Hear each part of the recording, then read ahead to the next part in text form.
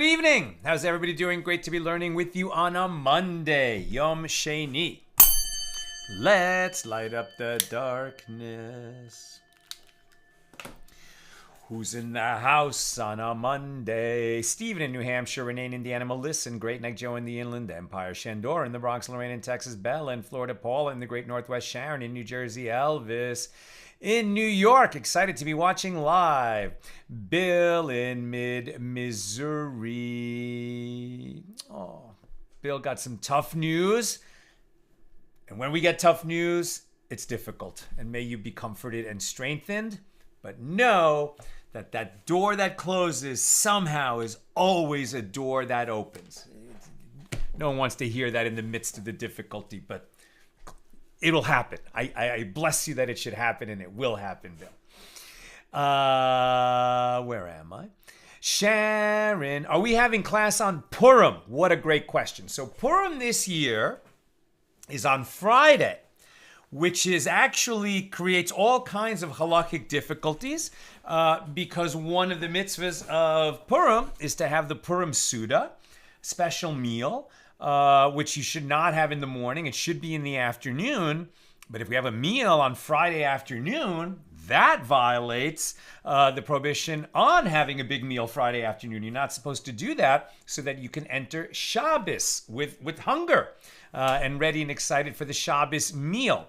So there's all kinds of halachic challenges and accommodations that we make to accommodate the Purim meal, the Purim Suda, when Purim lands on Friday. We're going to go to a Purim Suda at our shul, which I think is scheduled for 4 o'clock, and we have to be there on time so that we wash by 4. So, there's 10 different halakhic issues when Purim is on a Friday, and it's not simple at all. But you're asking me, are we going to have class on that day, which would be at the normal time, noon, for a Friday? We're going to be back to that with the schedule. And we have the issue of trying to read the Megillah, doing our annual reading. So I was thinking that we would have class at noon, followed, we'll turn it off and then we'll come back on and do the Megillah reading. That's the tentative plan. But I haven't discussed this with Nina yet, and I'm not going to say anything until Nina and I have had a chance to discuss it. So we'll see. I'm not sure exactly. Those are some of the issues that are involved. Great question, Sharon, and thank you for thinking ahead. Guy in Ohio, Karen in Northern California, Hoot in South Carolina, Lucy in Minnesota, Nancy in North Carolina, and Chaim in Florida, Aoife in Florida, Spencer in Connecticut, and Ella in Southern California. Welcome, everybody. Today's episode of AT Daily is sponsored by our own Mickey Stein in Vineland, New Jersey, in loving memory of Rabbi Yisrael Rappaport of blessed memory, whose yard site is in the month of Shvat. Okay, so that was a little bit further back. Sorry about that. But his memory is still a great blessing. And in the merit of the learning that we do today, may Rabbi Rappaport have an even higher place in Shemayim. And Mickey, may you and all your loved ones be showered in blessings. And thank you for enabling us to share more Torah with more people around the world. We say amen. Okay. And it's a good one for Mickey. This is a great daf, a fantastic daf today. Page 64 here in Tractate Sanhedrin, the 24th volume of the Talmud. Continuing our discussion of Mishna number 8, with which God willing will conclude today and open Mishna 9 here in chapter 7. We've been talking about idolatry, the prohibitions on idolatry, the consequences of idolatry. A death penalty offense if all the elements are present and the person was warned, etc. But the fact that even if the death penalty was never actually meted out, except for in the wilderness, nonetheless, we should understand that this is a terrible sin. Idolatry is a terrible, terrible sin. And what we were talking about yesterday was, and so many things the sages disagree about, whenever the enemies of the Jews and the enemies and literal enemies of the Jews, not a euphemism, want to accuse the Jewish people of stuff, they say, oh, well, your book, the Talmud, says this, this, and that.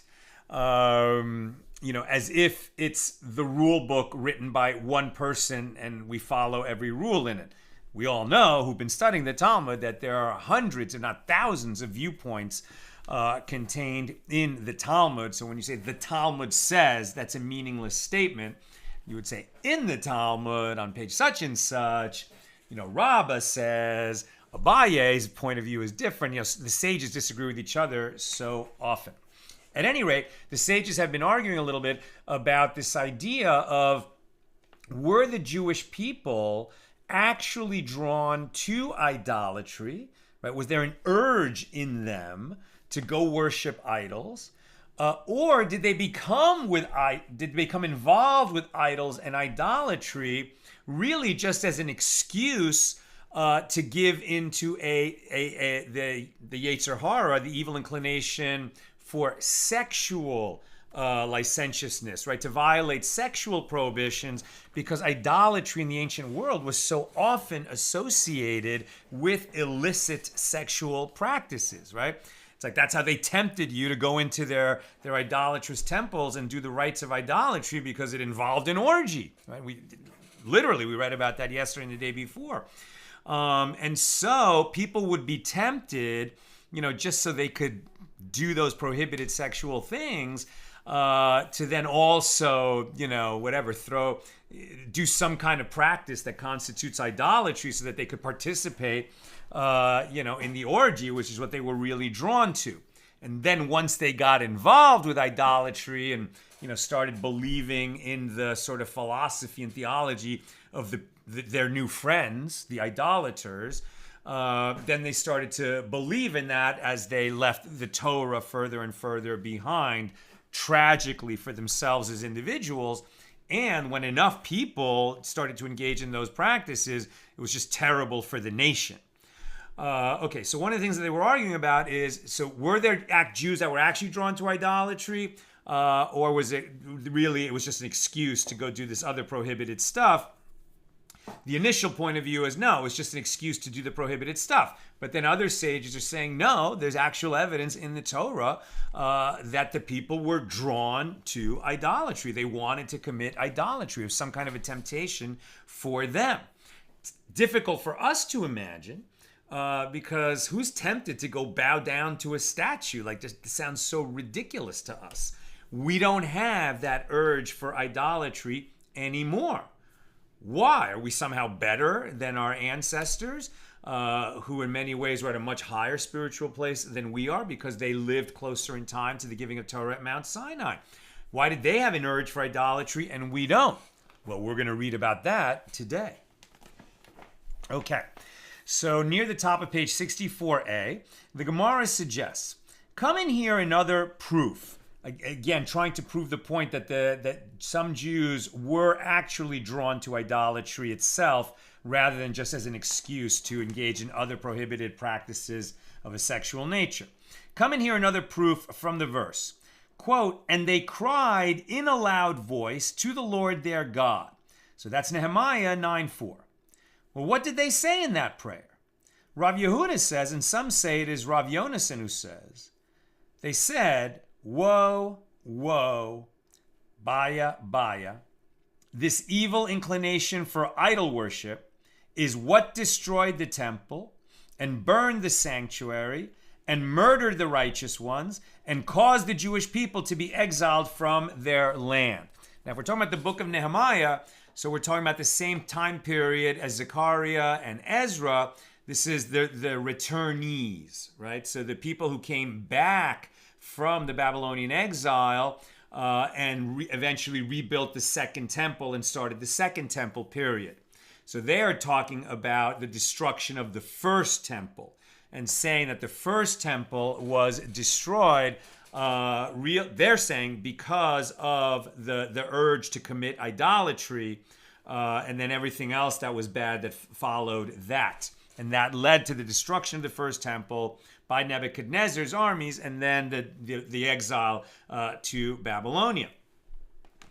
And they're saying that really happened because of the people in that generation and those earlier generations in the first temple period who went after idolatry.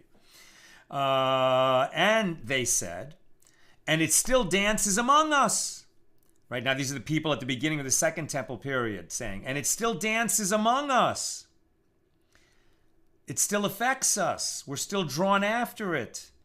So didn't you, now they're talking to God, didn't you give it to us, this urge to commit idolatry? Didn't you give it to us solely for the purpose of our receiving reward for overcoming it? Well, we don't want it, nor do we want its reward. Right? They're saying that God created the urge for idolatry. Why would God allow that urge to exist? God wants us to worship him. Why have an urge to idolatry? Okay, so that we can conquer that urge and get a merit, get credit for conquering the urge. Well, they're saying it causes too much problem. Please, God, just get rid of this urge for idolatry. We don't want it anymore. We want to be attached to you. We want to be only attached to you, God. We don't want any of the Jewish people to even be tempted by idolatry, and we'll give up the merit that we would earn by overcoming that urge. We'd rather it just be gone.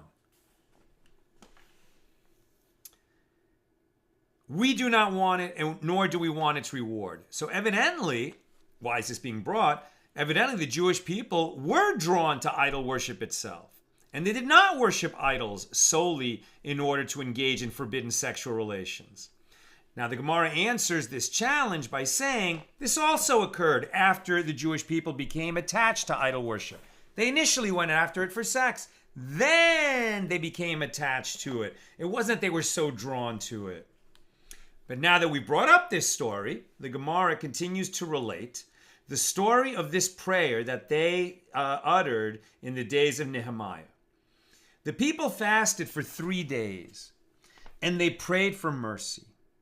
Right? They wanted the inclination to go after Avodah Zarah, after idolatry, to be wiped out. So they prayed and fasted for 3 days. They fasted for 3 days and they prayed for mercy. And in response to their prayer, a note fell for them from the heavens, on which was written, emes, truth. The word truth was written on this note that fell from heaven. And so the Gemara observes, Rabbi Hanina says, conclude from it, that the seal of the Holy One, blessed be He, is truth. Back to the story. The form of a fiery lion cub came forth from the chamber of the Holy of Holies. Right, so the Holy of Holies, what Holy of Holies? Right, the first temple was destroyed. They've come back. So presumably what they've got now, either they've rebuilt the second temple or in the process of rebuilding it. Okay, but they've got a place which is designated the Holy of Holies, where the Aron would be stored, right? The Ark of the Covenant with the tablets. Now that I don't know if the Aron, I think the whole Ark was lost after the destruction of the first temple.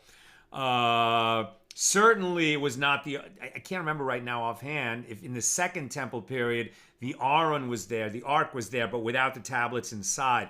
But I think the Ark wasn't even there. No, I'm not sure. I forgot. For sure, it was not everything that was in the first temple. Many things were lost by the time of the second temple. Okay.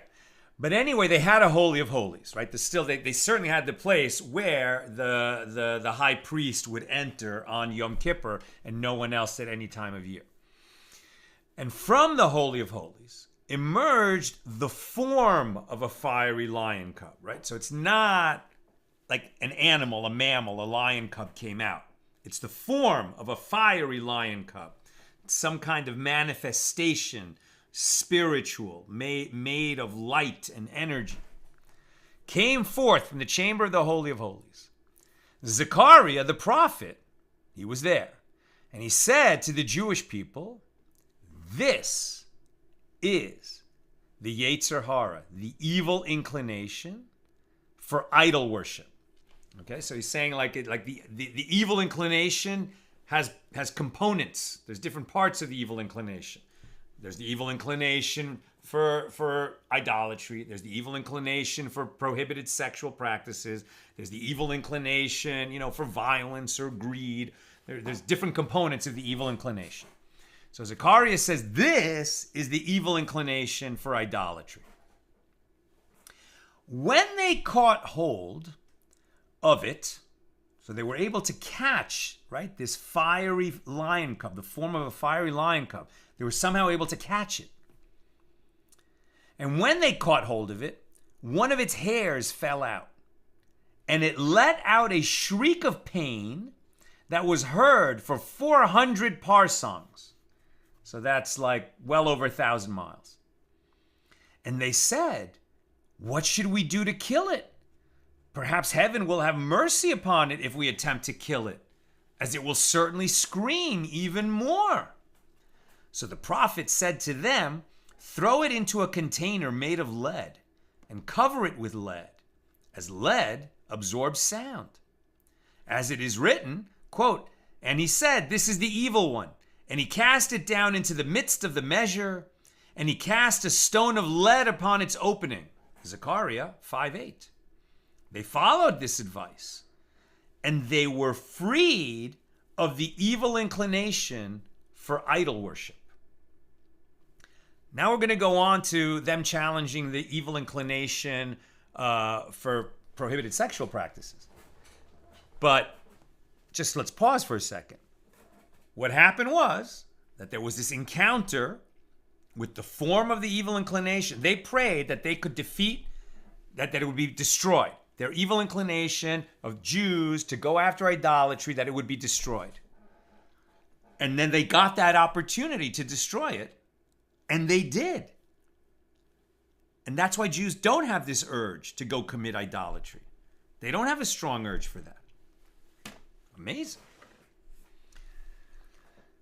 So, when they saw that the evil inclination for idol worship was delivered into their hands as they requested, the sages said, "Since it is an auspicious time, let us pray for mercy concerning the evil inclination, for sin concerning sexual matters."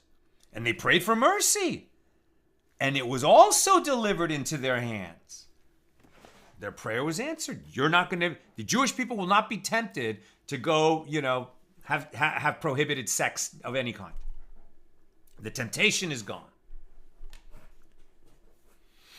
The sages imprisoned it for 3 days, this evil inclination for sexual sin.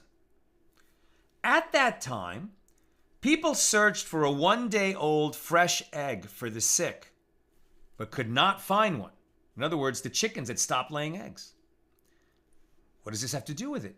Since the inclination to reproduce was quashed, right? It's like, along with the urge to have sex with prohibited partners, the urge to have sex also seems to have been quashed. And so even chickens stopped laying eggs. So the sages at that time said, "What should we do? If we pray for half, i.e., that only half its power be annulled," right? That we lose the urge to have sex with prohibited partners while keeping the urge to have sex with permitted partners. That's the half they need, right?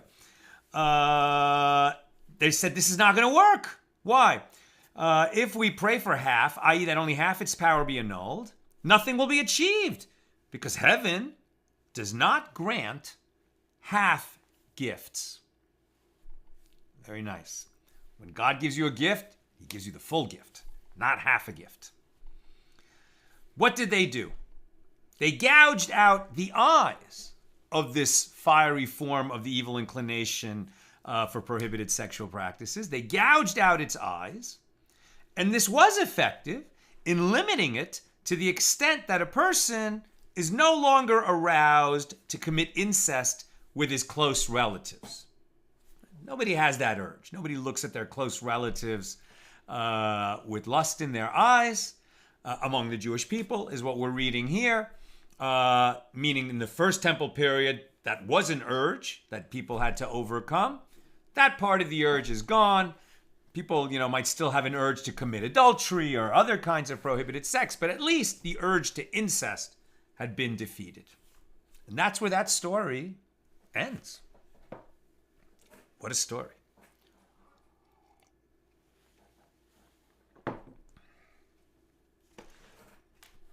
New story.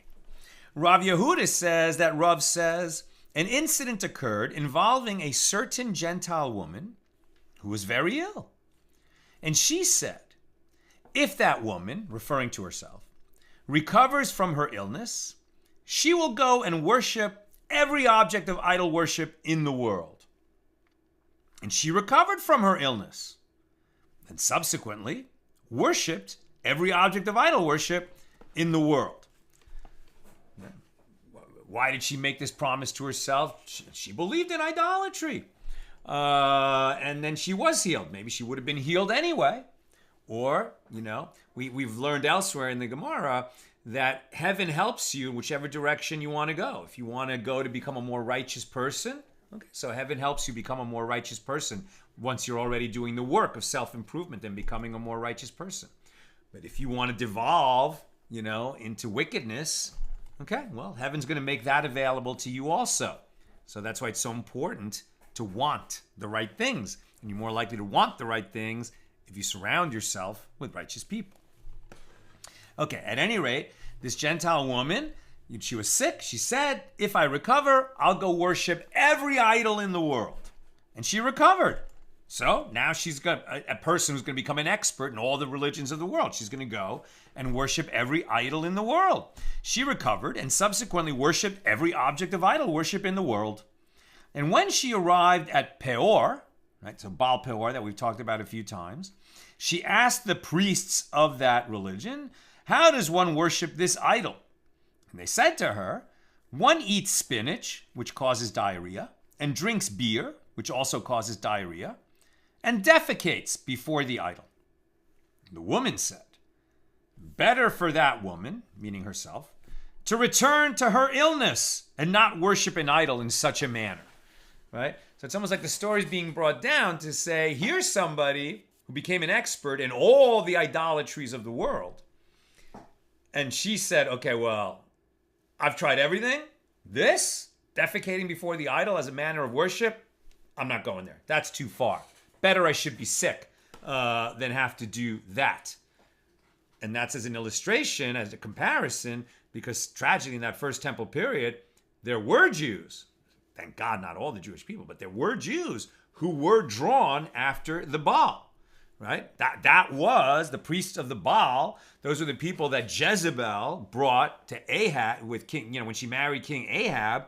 And the priests of the Baal is who Elijah the prophet took on in that great showdown in history, I believe at Mount Carmel.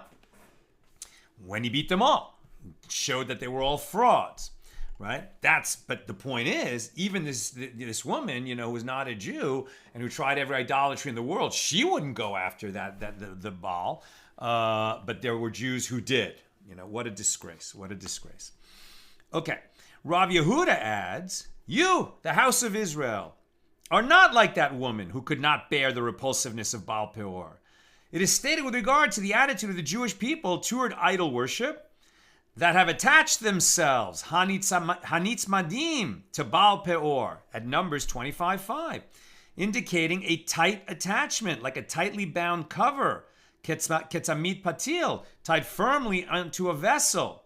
And yet, with regard to the attitude of the Jewish people toward God, it is stated, but you who did not cleave to the Lord your God, at Deuteronomy 4:4, i.e. the connection between the Jewish people and God is like two dates that are lightly attached, hadevekut, to one another and are not tightly pressed together, right? So Rav Yehuda is saying, even by the language that was used in the Torah, it showed that Jews, could be drawn after idolatry, and it was not so easy to make them cleave unto God. Terrible indictment. This comparison was taught in a Baraisa, however, with the opposite conclusion. They have attached themselves to Baal Peor indicates a connection that is like a bracelet, ketzamid, relating to the verb hanetzamadim, a bracelet on a woman's arm, which is worn loosely. But you who did cleave to the Lord your God means they actually adhered to one another, i.e., there was a tight connection, right? That's when Moses says, you who cleave to the Lord your God are alive to this day. And we say that like in every Torah service, even today. Now, the Gemara relates another incident with regard to Baal Peor, right? So there's always going to be sort of like, people who want to speak truth to the Jewish people and say there's those among you who have sinned egregiously. But there's also going to be the defenders of the Jewish people who say, okay, some of them did, but most of the Jewish people did not, and that's why the Jews are still alive to this day. Now, the Gemara relates another incident with regard to Baal Peor. The reason we're alive to this day is because God promised that he would never abandon us, no matter, how bad it went. Start with that.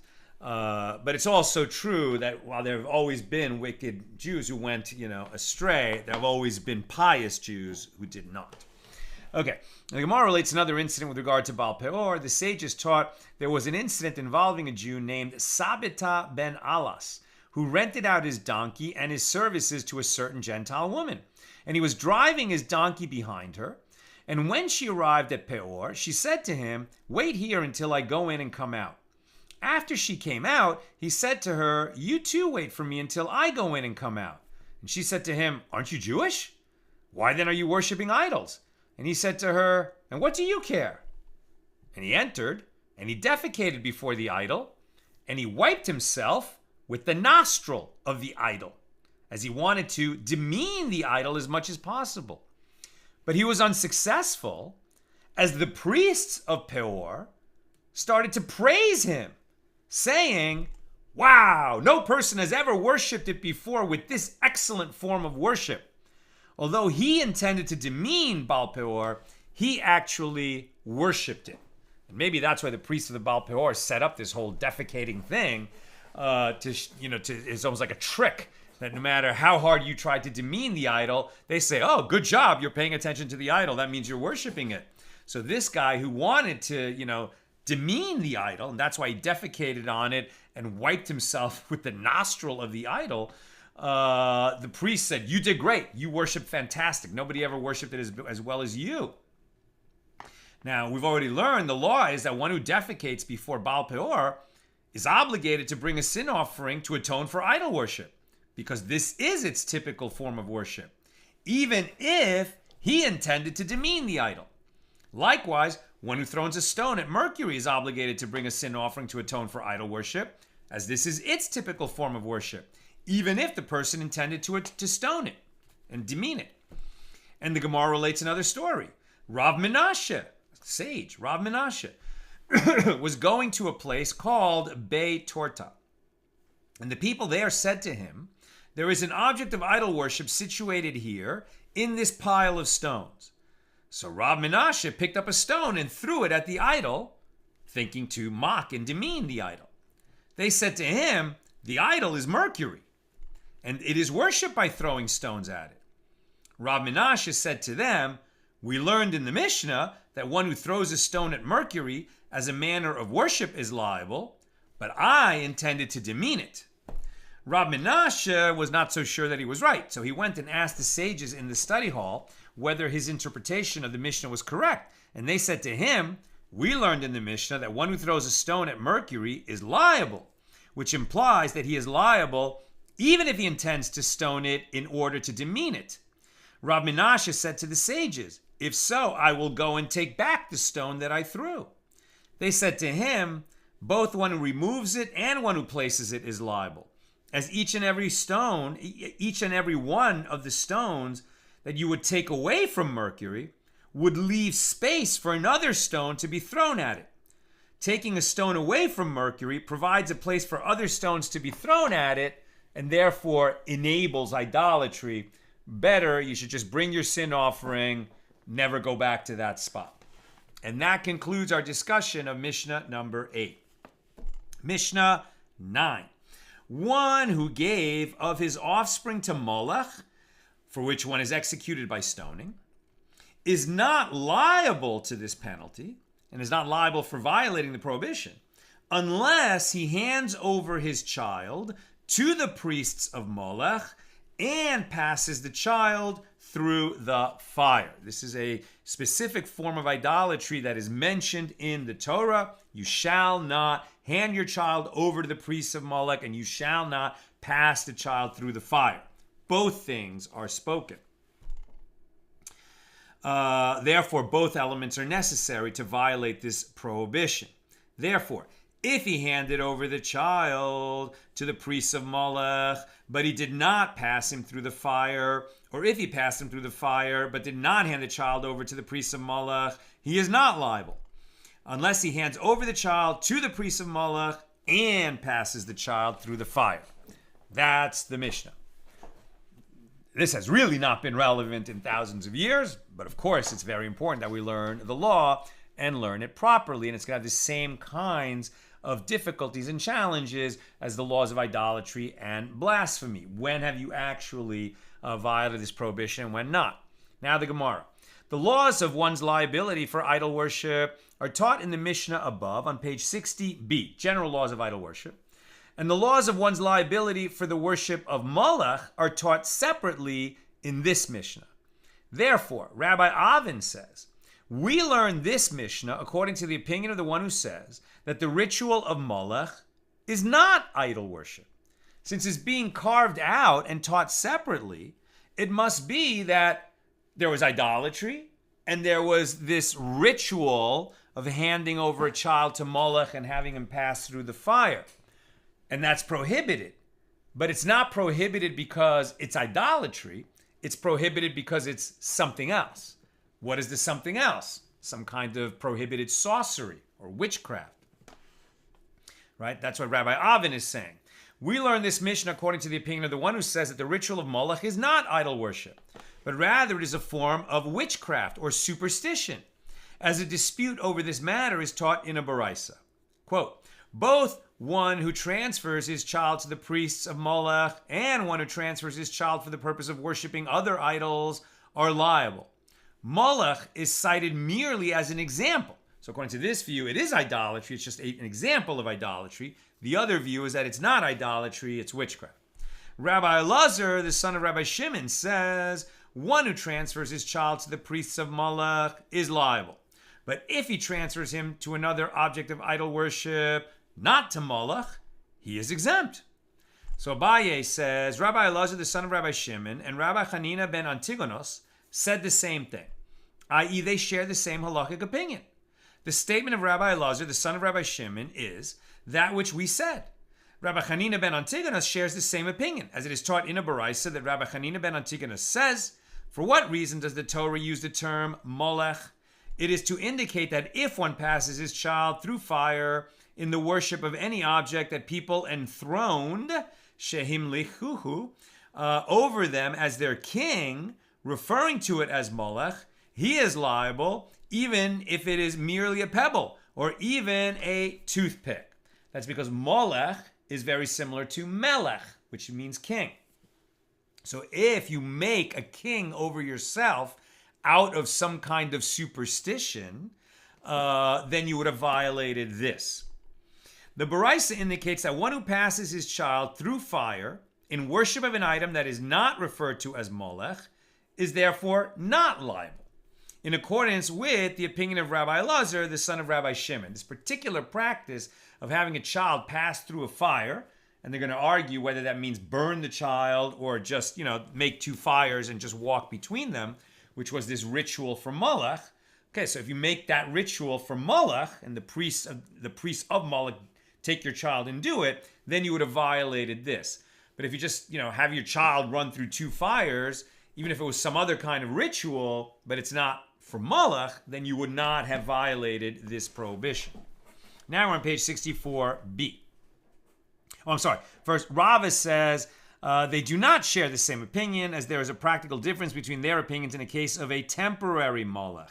According to Rabbi Elazar, the son of Rabbi Shimon, one is liable for passing his child through the fire only if it is in worship of a permanent Moloch, whereas, according to Rabbi Hanina ben Antigonos, one is liable for worshiping even a temporary Moloch. Okay, new subject, and now we're on 64b. Rabbi Yanai says, one is not liable for passing his child through fire to Moloch unless he hands him over to the priests of Moloch, as it is stated, and you shall not give any of your offspring to pass them over to Moloch. That's Leviticus 18:21, which indicates that the prohibition is to give. Give. What does give mean? Hand the child over to the priests of Moloch. This is also taught in a Baraisa. One might have thought that one who passed his child through the fire but did not hand him over to the priests of Moloch should be liable for violating this prohibition. Therefore, the verse states, you shall not give. Excuse me. If one handed over his son to the priests of Moloch but did not pass him through fire, one might have thought that he should be liable. Therefore, the verse states, to pass. Give the child to pass. Both elements have to be there. If one handed over the child and passed him through the fire, but not to priests of Moloch, rather to priests of another object of idol worship, one might have thought that he should be liable. Therefore, the verse states, to Moloch. If one handed over his child and passed him over to the priests of Moloch, but he did not pass him through the fire, one might have thought that he should be liable. It is stated here in the verse, to pass, and it is stated there in another verse, there shall not be found among you one who passes his son or daughter through fire. Deuteronomy 18:10. So, just as there, the verse is referring to passing one's child through the fire, so too here the reference is to passing one's child through the fire. And just as here the verse is referring to one who passes his child over to the priests of Moloch, so too there the reference is to Moloch alone, excluding any other object of idol worship. This kind of ritual is only about Moloch. Rav Acha, this kind of prohibited ritual is only about Moloch. Rav Acha, the son of Rava, says, now you might ask, if some other, idol is worshipped by having a child pass through that fire, and you did that, obviously you committed idolatry, and you're going to be liable for that. But what you're liable for is the prohibition against idolatry, not this particular prohibition about handing a child over and passing it through the fire of Moloch. Rav Acha, the son of Rava, says, one who passed all his offspring through fire to the priests of Moloch is exempt, because it is stated of your offspring, indicating but not all your offspring. Rav Ashi raises a dilemma. If one passed through the fire a child of his who was blind, what is the law? Furthermore, if one passed his child through the fire while the child was asleep, what is the law? Does the child need to be capable of passing through on his own, or is that not necessary? And likewise, if one passed his son's son or his daughter's son through the fire, what is the law? The Torah says your child. What about your grandchild? And the Gemara answers, well, resolve at least one of these dilemmas. As it is taught in a Baraisa, why must the verse state, because he has given of his offspring to Moloch, at Leviticus 20, verse 3? What is added by this statement, since we already had it before? Because it is stated, there shall not be found among you one who passes his son or his daughter through the fire, I have derived only that it is prohibited for one to pass his son or daughter. From where do I derive that one who passes his son's son or his daughter's son, right, his grandson, is also liable? Because the verse states, when he gives of his offspring. The term offspring indicates that grandchildren are also included. And this resolves one of Rav Ashi's dilemmas. And the Gemara asks, the Tana began his exposition with the phrase in the verse, because he has given of his offspring, and ended with an interpretation of the phrase in the verse, when he gives of his offspring. Why did he cite two different verses as proof for his halakhic statement? And the Gemara answers, the second verse is stated in the Baraisa for a different exposition, which was omitted from the Baraisa and reads as follows. From the term in the verse, his offspring, I have derived only that one is liable for passing through the fire his offspring of unflawed lineage, i.e. his descendants from a woman he was permitted to marry. From where do I derive that one would be liable for passing through the fire his offspring of flawed lineage? For example, if he committed idolatry and he has a child who's a mamzer, and he passed his child through the fire who's a mamzer, would he be liable for violating this prohibition? Answer, yes, because it's stated twice in the Torah. The verse states, when he gives of his offspring, indicating that one is liable for passing any of his offspring, whether of unflawed lineage or a mamzer. Rav Yehuda says, one is not liable for passing his child through fire to Moloch unless he passes him in the typical manner of passing. So the Gemara asks, what is the typical manner of passing? And Abaye said, the child is taken by foot along a lattice work of bricks in the middle, between the fire on this side and the fire on that side. Right? The priest of Moloch walks him down a path between the fires. So Rava says the typical manner of passing is like the leaps of children on Purim. It was customary to light a bonfire on Purim inside a pit, and children would amuse themselves by leaping over the bonfires. Passing one's child over a fire in such a fashion is the typical manner of passing a child over to Moloch, according to this view. Gemara comments, it is taught in a Baraisa in accordance with the opinion of Rava. One is not liable unless he passes his child through the fire in the typical manner of passing. If he passed her by foot, he is exempt. So evidently the passing ritual is performed by leaping and not by walking. And that Baraisa continues, and one is liable only for passing his descendants. How so? If one passed his son or his daughter through the fire, he is liable for violating this law. But if he passed his father or his mother, his brother or his sister, he is exempt. Those are close relatives, but not his offspring. If one passed himself over to Moloch, he is also exempt. And Rabbi Elazar, the son of Rabbi Shimon, deems him liable, because I guess they would consider yourself to be your own offspring. Both one who passes his child through fire to Moloch and one who passes his child through fire to other objects of idol worship are liable. Rabbi Elazar, the son of Rabbi Shimon, says, if he passes him over to Moloch, he is liable. But if he transfers him to another object of idol worship, not to Moloch, he is exempt. Again, he might be committing idolatry, but not violating this prohibition. Ula says, what is the reason for the opinion of Rabbi Elazar, the son of Rabbi Shimon, who deems one who passes himself over to Moloch liable? The verse states, there shall not be found among you one who passes his son or his daughter through fire. Deuteronomy 18:10. And the term among you is interpreted homiletically to mean among yourself. Right? You are among yourself, so that would include passing yourself through the fire. And the Gemara asks, and do the rabbis not interpret the term among you as referring to or including oneself? But didn't we learn in a Mishna, Tractate Bava Metzia 33a, if one finds his lost item and his father's lost item, taking care of his own lost item takes precedence. And we said in discussion of that Mishnah, what is the reason for this? And Rav Yehuda said that it is because the verse states, only so that there shall be no needy among you. Deuteronomy 15:4. Meaning that one must avoid becoming needy, right? It is a commandment to not become so strapped, that you're poor and living off charity. If it's possible to avoid that, you should avoid that. Therefore, if one lost an item, tending to his lost item takes precedence over tending to the lost item of any other person. So apparently, this interpretation of the verse is based on the understanding that the term among you, there shall be no needy among you, is referring to oneself, i.e. one must take care of himself so that he will not become needy, right? One way that people become needy is they become alcoholics or drug addicts, right? And they lose everything. Well, that's obviously, you shouldn't do that for so many reasons, but here's an additional one. So you don't lose everything and violate this prohibition.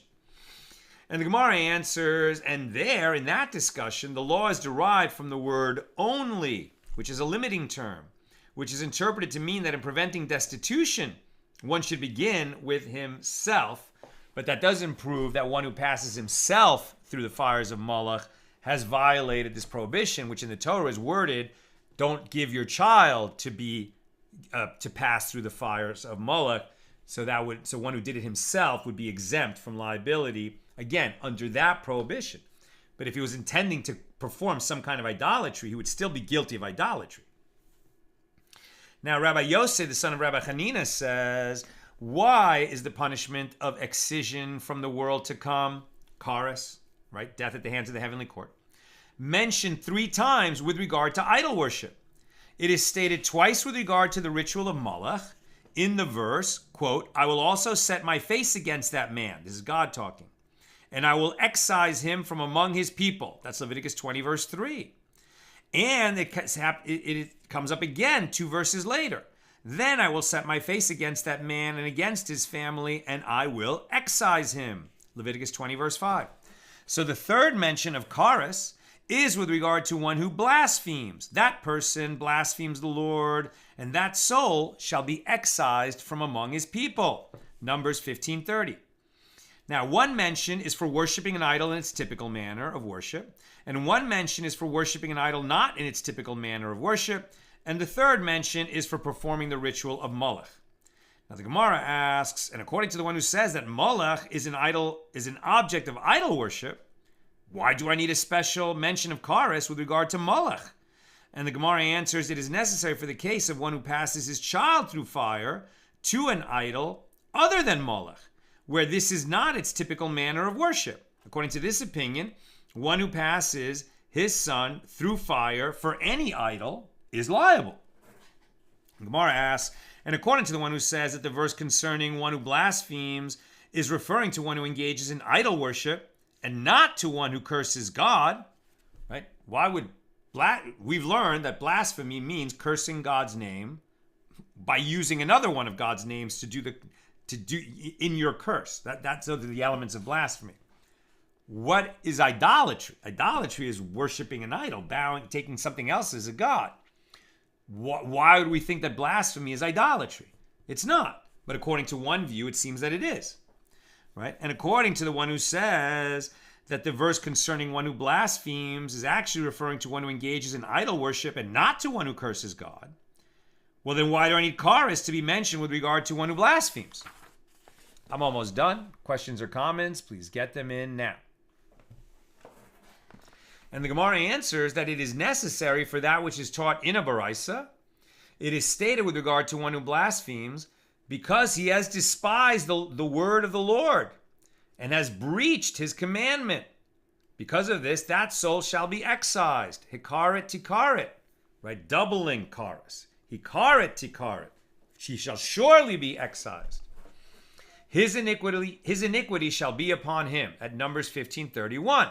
So this phrase, hikaret tikaret, is interpreted as follows.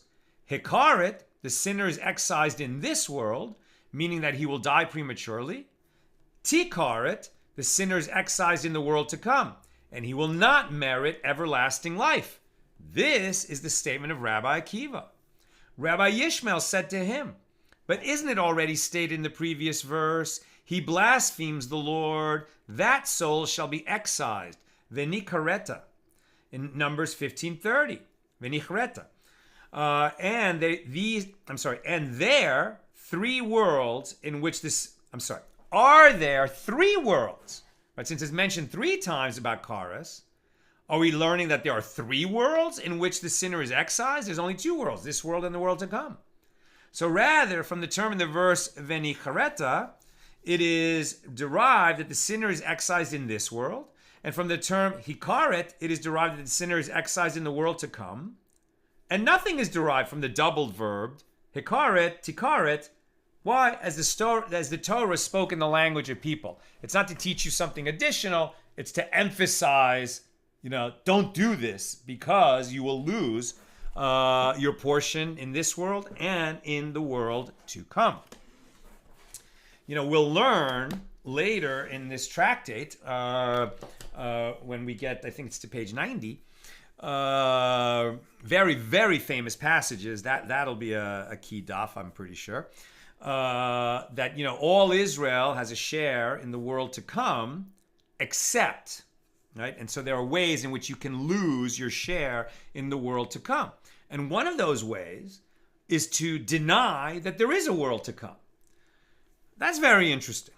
On the one hand, you could say, well, these people were so misguided. If they realized how important faith is and cleaving to God, they wouldn't have made that tragic mistake. So why should they lose a chance at eternity because of this belief they held while they were in this world, this mistaken belief? That's an interesting view. We don't know. None of these answers are for sure, right? We take these matters of faith, but we listen very closely to what our sages say. Now, the sages will argue. Not everyone agrees with every teaching, but that's in a Mishnah. So this idea that one who denies the world to come loses it kind of makes sense, right? It's almost like natural consequences. One who says, I'm not sure, I don't know what's real, more agnostic, he hasn't lost his share. But these, militant atheists, I hope they open themselves up to faith before they leave this world and maybe make an atonement, and then they won't lose their portion. Because what a foolish thing to speak with so much certainty about something that you can't possibly be certain about. No one knows what the next world is with any certainty. Why would they deny it? Maybe they should learn that according to our ancient wisdom, to deny the world to come exists, could well be to lose it. It's a foolish thing to do. Okay, Bill, one comment. Now, see, this is where I question this idea. I don't know that the desire for idolatry is necessarily just present for the merit to overcome it, because I don't think there is a desire for idolatry as such. I think rather that idolatry is the misplaced desire for worship. The desire itself is good and right. It's only our misuse of it that gives rise to idolatry. It's very interesting. This whole discussion, right, was in the context of the Jewish people, and they're making distinctions between Jews and non-Jews. But they're saying, on the one hand, it's like, Jews have lost that desire for idolatry. They haven't lost the desire for God. Now, let's take a step back and just talk about kind of more human drives, Jew or non-Jew. I kind of like what you're saying, Bill. I think that, that everybody has this, this desire for meaning within themselves. And if they would open themselves up to it, really what they have is a desire to cleave to their creator, a desire to attach themselves to their creator. Everybody has that. And then, some people, because of whatever, the circumstances in life, maybe they haven't been exposed, to teachings that can show them just how beautiful it is to have a relationship with our creator. And so then they misdirect those energies. And that's, kind of in the modern world. But in the ancient world, it was such a stark divide, right? Between that unbroken tradition, which was, it was just so much more present, everybody was spiritual back then. Atheists were very few, right? So it was either you were going to, cleave to God, who gave the Jewish people everything, or you were going to go after, these other gods of the other nations around them. And it was, aside from everything else and violating every prohibition, etc., there was so much ingratitude associated with that practice that maybe that's one of the reasons it's such a big sin. But I like what you're saying, that everyone has, this desire for spirituality, for meaning. Really what they want is their creator. But tragically, some people misinterpret that desire in themselves, attach it to other things. And sometimes in the modern world, instead of worshiping statues, they can go so far off the rails and become really harmful people, toxic people. And then Bill, another comment, put another way, the one who asserts there is no world to come, well, God's not going to force them to spend eternity with him. God isn't coercive. If they don't want it, fine. Off they go. Yeah. And Tom says that's the reverse of Pascal's wager, right? I was kind of inferring Pascal's wager that since we don't know, and the reward, for opening yourself up to God, to Torah, to the commandments, to living a righteous life with some openness to the fact that God commanded us to do that, there's infinite number of levels in the world to come, but at least get some kind of a portion and don't give up eternity, right? Somebody who just, despises the whole thing and says, no, it's all false, and thereby loses his chance at an eternal life beyond this world. I mean, what a terrible bet. That's what Pascal's wager is. And this is interesting how Tom says, this is the reverse of Pascal's wager, sort of from God's point of view, right? About this person who just despises that. So God says, okay, off you go. You made your bed, so to speak, or you didn't make your bed. That's what I've got for us today. And with God's help, we'll be together again tomorrow, Tuesday, at the regular Tuesday time, 6 p.m. Pacific. Have a great night.